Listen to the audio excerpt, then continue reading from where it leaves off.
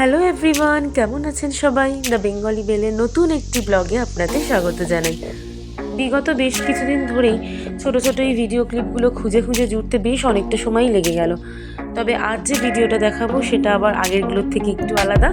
এটাই আমাদের last destination, Darjeeling যাত্রা। লাস্ট ভিডিওতে খুব অল্প করেই দেখিয়েছিলাম রামধুরায় থাকাটা। তো সকাল সকাল সেখান থেকেই আমরা দার্জিলিংয়ের পথে পা বাড়িয়েছি। আর দার্জিলিং যাওয়ার পথেই প্রথমে আমরা নেমেছি হনুমান টকে। এটা ভীষণ সুন্দর একটা জায়গা, বিশাল বড় একটা হনুমান মূর্তি আছে মধ্যিখানে। এই যে আমরা এখন ওপরের দিকে উঠছি অনেকগুলো সিঁড়ি ভেঙে।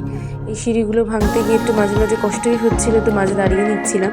বয়স্ক লোক থাকলেও অসুবিধা নেই, মাঝে মাঝে একটু বসার জায়গাও আছে। এইবার চলুন এই হনুমান মন্দিরের আশপাশটা একটু ঘুরে দেখা যাক। ওই দূরে দেখা যায় মেঘ ঢাকা পাহাড়, চারপাশটা দেখুন ভীষণ সুন্দর। এইবার আমরা ঢুকছি যেখানে, সেটা হলো ডেলো পার্ক। ডেলো পার্কে ঢুকেই যেটা প্রথম নজরে পড়লো, এখানে বাচ্চাদের এই গাড়িগুলো রয়েছে, রাইড ওরা করতে দেয়, 100 টাকা করে নেয়।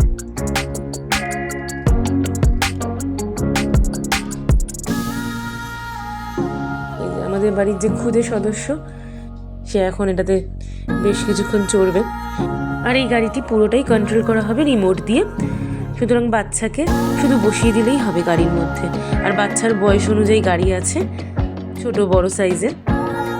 এই জিনিসটা আমার এখানে ভীষণ ভালো লেগেছে। এই সমান রাস্তাটা দিয়ে গাড়িটা কিছুটা যাবে, তারপর ওরাই আবার ব্যাক করিয়ে নেবে। এবার আমরা এই রাস্তা দিয়ে একটু সামনের দিকে এগিয়ে যাচ্ছি। দুপাশে সুন্দর মাঠ, মধ্যিখান দিয়ে এরকম রাস্তা। এই রাস্তা ধরে আমরা একটু সামনে যাব, দেখা যাক সামনে কি আছে। চলুন গিয়ে দেখি।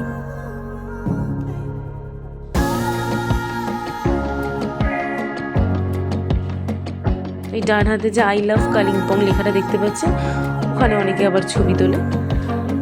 তো আমরা আর ওখানে যাব না, আমরা দূর থেকে একটু দেখে নিচ্ছি। আর ওই পাশে আছে গভর্নমেন্ট কোয়ার্টার, যে বাড়িগুলো দূরে দেখালাম।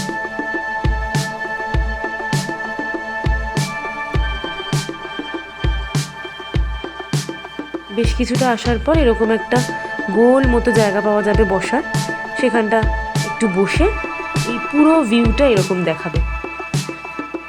বসার জায়গাটা সামান্য উঁচুতে, তো ভিউটা খুব সুন্দর দেখাচ্ছিল। এই যে আমাদের বাড়ির খুদেটা এখন ব্যস্ত এই গাড়িটা নিয়ে।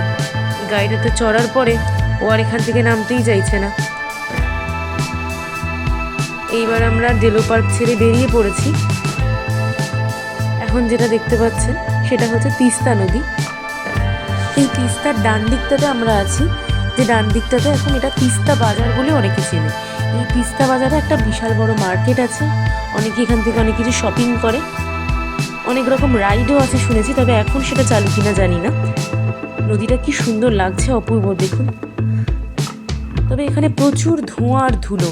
রাস্তায় যেতে যেতে আমাদের জানলার কাজটা একটু বন্ধই রাখতে হচ্ছিল মাঝে মাঝে। এই যে তিস্তা বাজার, এটা তিস্তার ডান দিকে।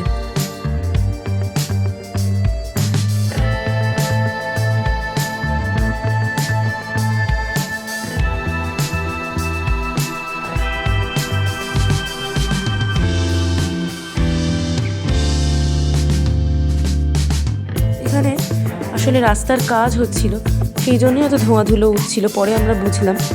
তো এখন আমরা চলে এসেছি লাভার্স পয়েন্টে। যে জায়গাটা গাড়ি পার্ক করেছি সেটা লাভার্স পয়েন্ট থেকে একটু দূরে, 5-6 মিনিট মতো হেঁটে আমাদের লাভার্স পয়েন্টে ঢুকতে হবে, কারণ গাড়ির অনেক লাইন ছিল, সুতরাং একটু দূরেই রাখতে হলো। তো আমরা এখন হেঁটে যাচ্ছি। চারপাশে দেখুন সেই লম্বা লম্বা গাছ, আর গাছের ফাঁক দিয়ে সূর্যের আলোটা কি অপূর্ব লাগছে। আমরা চলে এসেছি লাভার্স পয়েন্টে। এটাও একটা ট্যুরিস্ট স্পট। প্রথম একটু ফাঁকাতে দেখে নিলেও কিছুক্ষণের মধ্যেই বেশ ভিড় হয়ে যায় এই জায়গাটাতে। ওই যে দূর থেকে গাড়িগুলো আসছে, দেখুন কিরকম ছোট ছোট দেখাচ্ছে।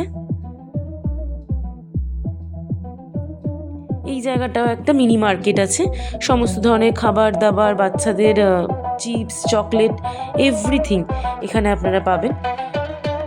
এখানে অনেকেই বসে রেস্ট করছে, কিছু খাচ্ছে, ড্রিঙ্কস নিচ্ছে। এরপরে আমরা চলে এসেছি লামাহাটা পার্কে। লামাহাটা পার্কটা অন্যতম সুন্দর একটা পার্ক ডেলো পার্কের পরে। ডেলো পার্কের সাথে লামাহাটা পার্কের বেশ কিছুটা ডিফারেন্স রয়েছে। ওখানে আমরা কোনো পাইন গাছ দেখতে পাচ্ছিলাম না, আর এখানে প্রচুর লম্বা লম্বা পাইনের সারি, আর মধ্যিখান দিয়ে রাস্তাও আছে, অনেকে যাচ্ছিলেন ওপরে। আর একটা সাইডটা পুরো পার্ক। সামনে দেখুন কত সুন্দর ফুল গাছ লাগানো, আর গাছের পাতাগুলো কি চকচক করছে, এত পরিষ্কার। সামনেটা একদম অন্যরকম, আবার পেছনটা একদম আলাদা। এই জঙ্গলের মধ্যে দিয়ে অবশ্য অনেকেই ওপর অব্দি যাচ্ছিলেন, আর স্থানীয় লোকেরা তো ভেতর দিয়ে সবসময় যাতায়াত করেনি।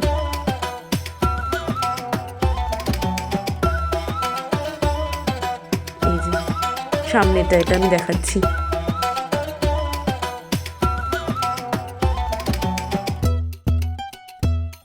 রঙিন রঙিন ফুলে দেখুন পুরো চারদিকটা ঢাকা।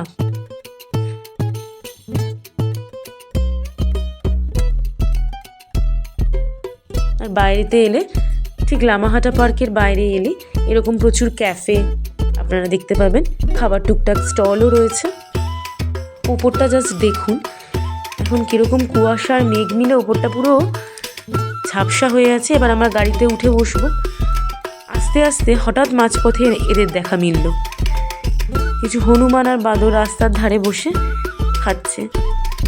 অনেকেই খাবার দিচ্ছেন এদেরকে, তো আমরাও কিছু দিলাম।